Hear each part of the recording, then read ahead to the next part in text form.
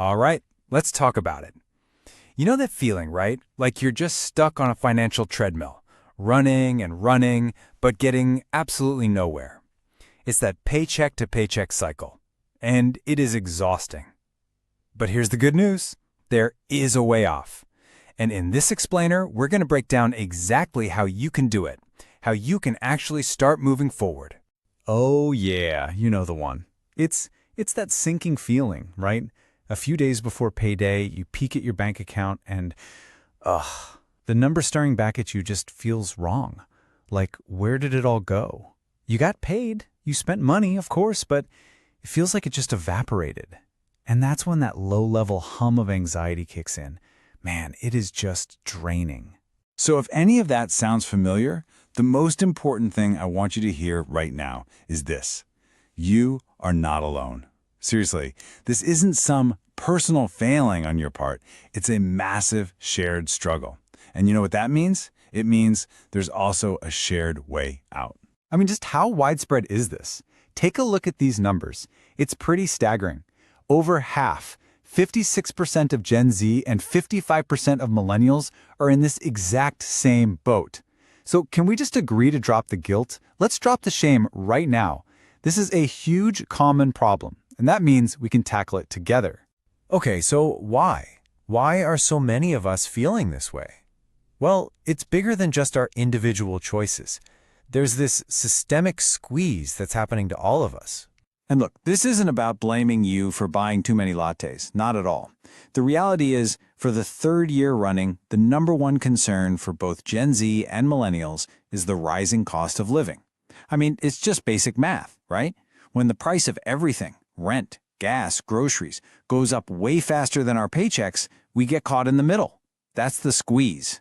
And that squeeze, it has a real, tangible impact on our mental health. This is not just a spreadsheet problem. We're talking about 40% of Gen Z and 35% of millennials feeling stressed out most or all of the time. But here's where it gets hopeful. Gaining even a little bit of control over your finances, it is one of the single best ways to push back against that stress. So that's the million-dollar question, isn't it? If the system is stacked against us, how in the world do we break free? Well, the answer, believe it or not, starts with a really simple but super powerful shift in how we think about it. This is the turning point. It's all about moving from a place of judgment to a place of clarity. Okay, so let's be real. For so long, I would avoid looking at my bank statements. Like, I actively wouldn't look. Why? Because I was afraid of what I'd find, and I knew I'd feel guilty. That's judgment. It's that spiral of guilt, fear, and just avoidance. But the opposite of that isn't some strict, miserable budget. The opposite is clarity.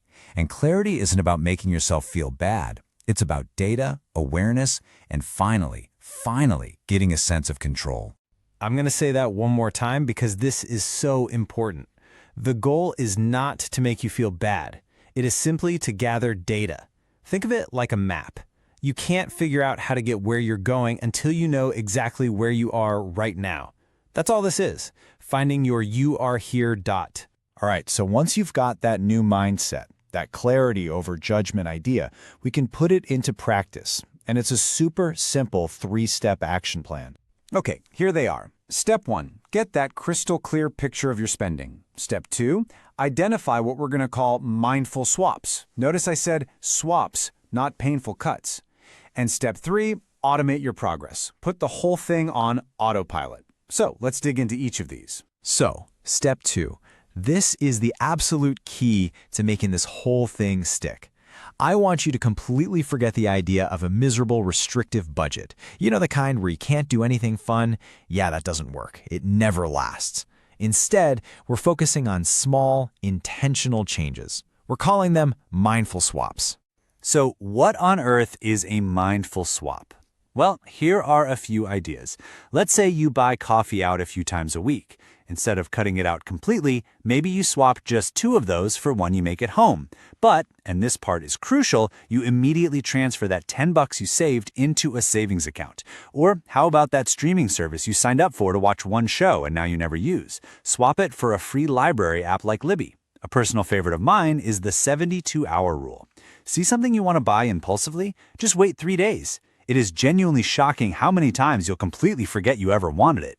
Okay, and that brings us to the final and maybe most powerful step, putting it all on autopilot. Look, trying to rely on willpower alone is a recipe for disaster. It's just exhausting, and it's not how our brains are wired to succeed long term. The secret isn't trying to be more disciplined. The secret is building a better system, a system that works for you. The secret is automation. And how do you do that? It's actually pretty simple. Two main ways. First, automate your savings. The second your paycheck hits, have an automatic transfer set up to move some money to savings. Even if it's just a little bit, you gotta pay yourself first. And second, and this one is a total game changer, automate your expense tracking. The reason most budgets fail is because who has time to manually log every single purchase? Nobody. When the tracking is automatic and effortless, that clarity we talked about, it just becomes a habit. So when you put all this together, you get clarity from step one, you start making these small mindful swaps, and you put the system on autopilot, something really cool starts to happen.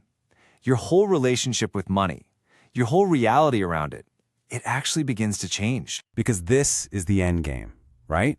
It's about trading that constant, low-level buzz of financial anxiety for something else entirely, the quiet confidence of just knowing you're in control. This was never about sacrifice. It's always been about empowerment. And listen, you do not need a bigger paycheck to start this. You don't have to wait for a promotion or a new job. You can start right now with what you have. It all comes back to that first step, just getting a clearer picture. So, where does your journey begin? I guess the only real question left is, are you ready? Are you ready to finally step off that treadmill? Are you ready to swap that feeling of being stuck for a feeling of freedom and, control?